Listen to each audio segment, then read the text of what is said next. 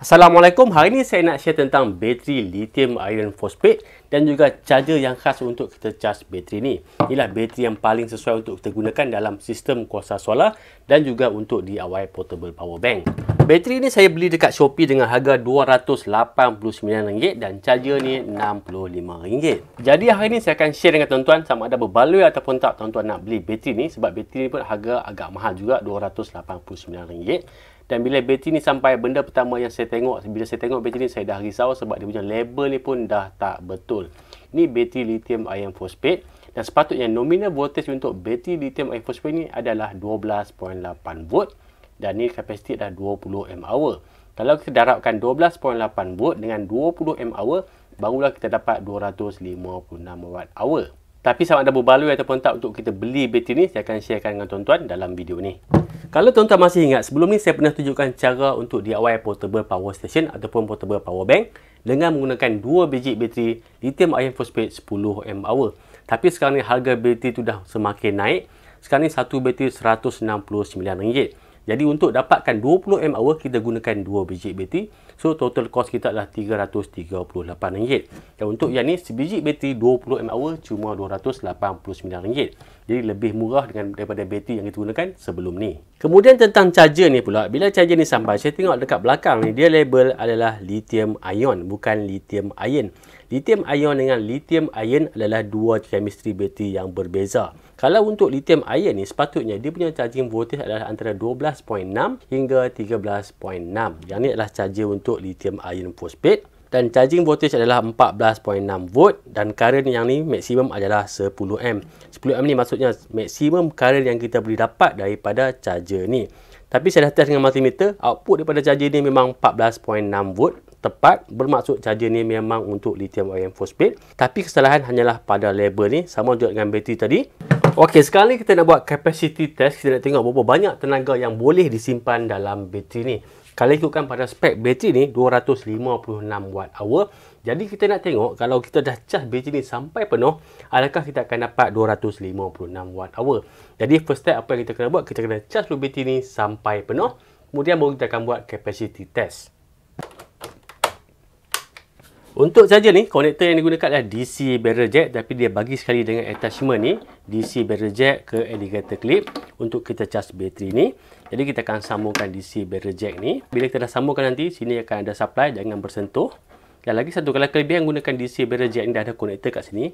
Kalau tuan-tuan nak buat DIY power station, tuan-tuan boleh gunakan DC barrel jack yang female, pasangkan dekat power station. Jadi bila tuan-tuan nak charge power station tu nanti, boleh cucuk je DC barrel jack ni dekat DIY power station. Charger ni bila kita dah onkan supply, lampu LED hijau ni akan menyala. Tapi bila kita start charge nanti, dia akan bertukar menjadi warna merah. Dan bila bateri dah full charge, dia akan kembali kepada warna hijau ni. Akan sambungkan positif dengan positif dan negatif dengan negatif. Dah mula charging. Kat sini kita nampak dah warna merah dan fan pun dah pusing kat sini. Kita tunggu sampai dia penuh. Bila lampu LED ni dah warna hijau, bermaksud bateri ni dah full charge. Kita tunggu dulu. Kemudian baru kita akan buat capacity test. Okey, fan pun dah stop, dah tak dengar bunyi lagi dah. Dan lampu LED ni pun dah hijau. Bermaksud bateri kita ni dah full charge. Saya akan matikan charger. Kemudian kita boleh start untuk buat capacity test. Untuk kita test capacity bateri ni, daripada bateri saya sambungkan kepada power meter. Kemudian daripada power meter saya sambungkan kepada inverter. Dan fungsi inverter ni adalah untuk invert DC daripada bateri kepada AC 240 volt. Jadi dekat power meter ni nanti kita boleh tengok berapa mAh yang akan kita dapat ataupun berapa kapasiti sebenar yang ada dalam bateri ni. Kalau ikutkan mestilah 20 mAh. Tapi kalau kita dapat lebih daripada 20 mAh, bermaksud bateri ni memang berkualiti. Dan berkenaan dengan meter ni, sebelum ni ramai yang tanya dekat mana nak beli power meter ni. Tapi malangnya power meter ni memang dah lama, memang dah tak ada jual. Jadi sekarang ni saya dah dapatkan yang baru, power meter yang baru. Tapi saya belum sempat nak test lagi power meter ni. Nanti saya akan buat satu video khas macam mana untuk kita gunakan power meter ni. Daripada inverter ni saya akan sambungkan kepada extension cord dan saya akan bawa ke dapur. Nanti kita akan tengoklah apa peralatan yang sesuai untuk kita power up dengan menggunakan inverter ni. Saya tak akan sambungkan pada load yang tinggi, mungkin load yang di bawah pada 100 watt saja. Okay, saya akan onkan inverter. Dah ada power, saya akan bawa ke dapur.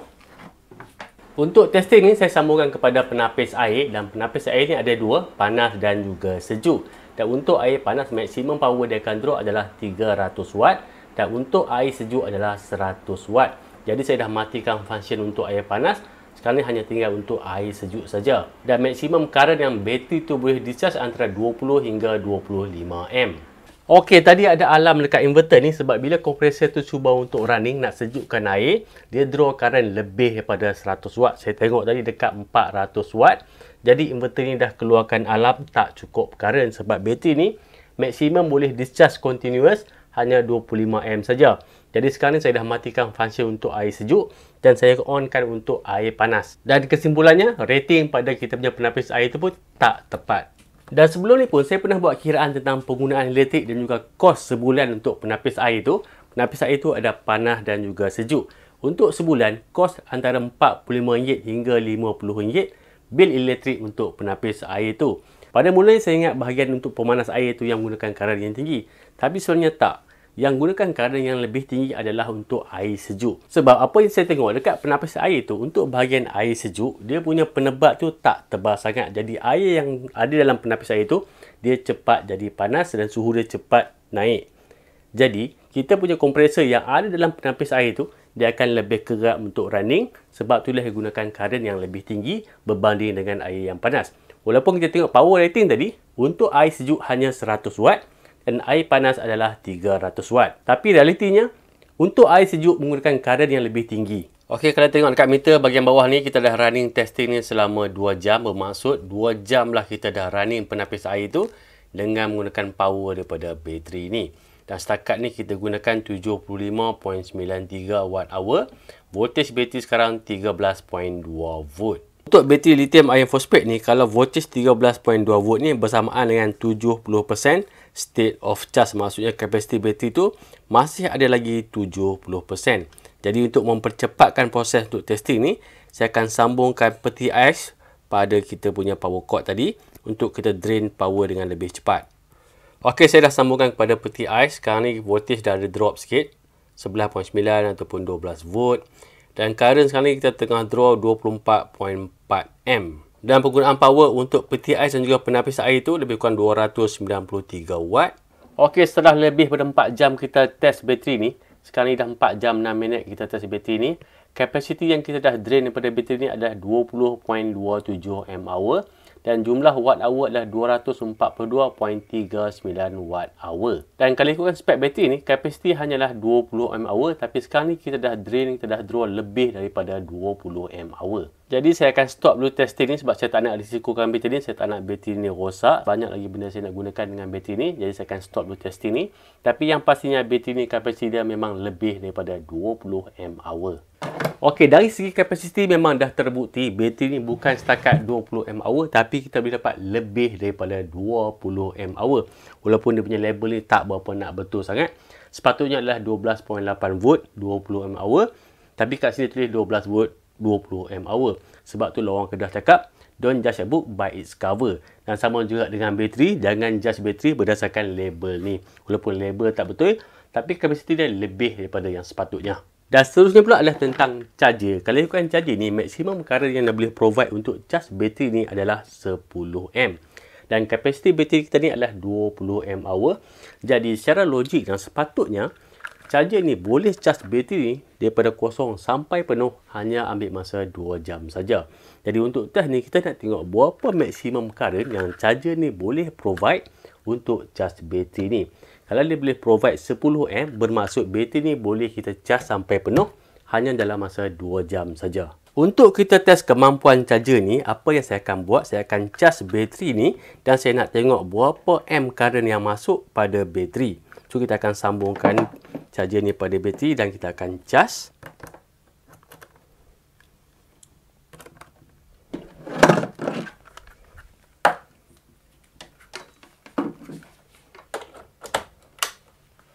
Okey, dah mula charging. Untuk kita test current yang masuk kepada bateri daripada charger ni, kita akan gunakan clamp meter ni. Kita tengok berapa amp yang kita dapat. Oh, okey. Kita cuma dapat 3.88 amp, maksimum 3.9 amp.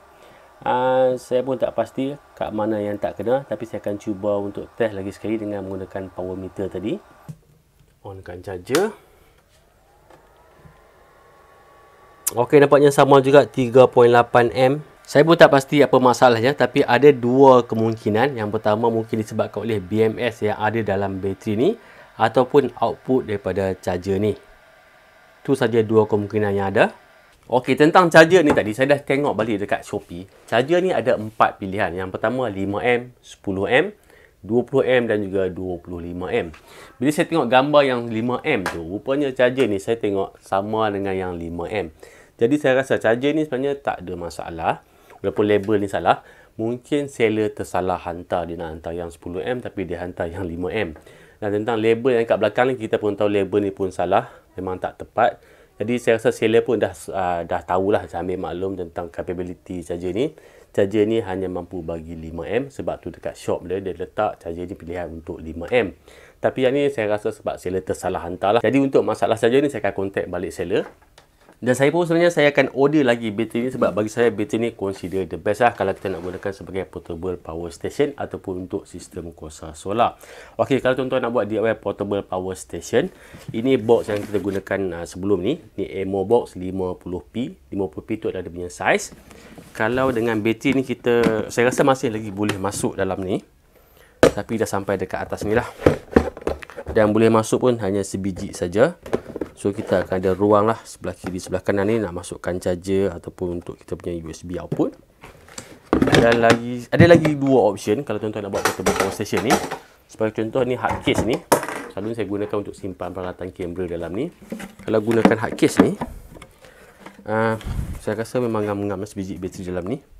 Tapi compact sikit lah. Okey, macam ni. Dan dekat bahagian tepi ni tuan-tuan boleh masukkan kita punya USB output. Yang ni ada USB Type A dan juga USB Type C. Muat je kat tepi ni. Dan charger tak boleh masuk dalam ni lah. Charger dekat luar. So ni simple je. Sebab kita dah ada charger. Dan kalau tuan-tuan tak nak gunakan sistem kuasa solar pun tak ada masalah. Charger dah ada. Boleh charge bateri direct. Ataupun pasangkan DC battery jack kat sini untuk kita charge bateri. Kabel sampai ke bateri. Dan lagi satu kabel untuk output USB. Simple je. Dan lagi satu, kalau tuan-tuan nak buat yang lebih besar, sebagai contoh nak gunakan 2 biji bateri pun boleh juga. Sebab bateri ni kita tak boleh buat sambungan secara siri untuk sistem 24V, tak boleh. Tapi yang kita boleh buat adalah sambungan parallel untuk kita tingkatkan kapasiti bateri. Sebagai contoh, kalau kita gunakan 2 biji bateri ni, kita akan dapat 40 mAh. Dan kalau nak gunakan 2 biji bateri, tuan-tuan boleh gunakan box ni. Ni lebih besar. Ini biasanya saya gunakan untuk simpan kamera. Yang ni tuan-tuan boleh masukkan 2 biji. Okey, kalau gunakan box ni memang boleh masuk 2 biji bateri. Boleh susun macam ni. Kemudian dekat bahagian tepi ni mungkin tuan-tuan boleh masukkan charger. Sebab kalau ada charger yang 10A pun tak jauh beza dia punya saiz. Boleh masukkan kat tepi ni. Kat sini boleh gunakan untuk USB output. Bagi saya memang sangat berbaloi kalau tuan-tuan nak beli bateri ni. Yang pertama sebab kapasiti. Kita dah test tadi, kapasiti memang kita dapat lebih daripada 20 mAh. Dan yang kedua adalah tentang charge cycle. Charge cycle untuk bateri ni adalah 2000 kali. Charge cycle ni maksudnya kita boleh charge bateri dan kita boleh discharge bateri ni sebanyak 2000 kali. Dan selepas dah sampai cecah 2000 kali tu, bateri ni masih lagi boleh digunakan tapi kapasiti mungkin dah berkurang. Mungkin akan berkurang kepada 80% saja. Maksudnya 80% daripada 20 mAh. Itu pun masih banyak lagi. Dan lagi satu kelebihan bateri lithium iron phosphate ni adalah dari segi berat. Kalau kita nak compare bateri lithium iron phosphate ni dengan bateri SLA ataupun silil acid, memang jauh berbeza. Berat dia separuh daripada bateri lead acid. Dan sebenarnya 2000 kali charge cycle tu memang agak lama. Sebagai contoh, katakanlah kita gunakan power station ni setiap hari. Maksudnya setiap hari kita charge dan kita discharge. Kalau kita ambil 2000 bahagi dengan 365 hari, maksudnya kita boleh gunakan bateri ni dengan full capacity selama 5 tahun lebih. Jadi untuk tuan-tuan dapatkan bateri, charger dan semua peralatan USB dan sebagainya, saya akan letakkan link dekat bawah dekat video description untuk tuan-tuan buat pembelian. Okay, nampaknya sampai setakat ini saja untuk video kali ini. Jangan lupa like dan subscribe YouTube channel Komponik Malaysia. Jumpa lagi. Assalamualaikum.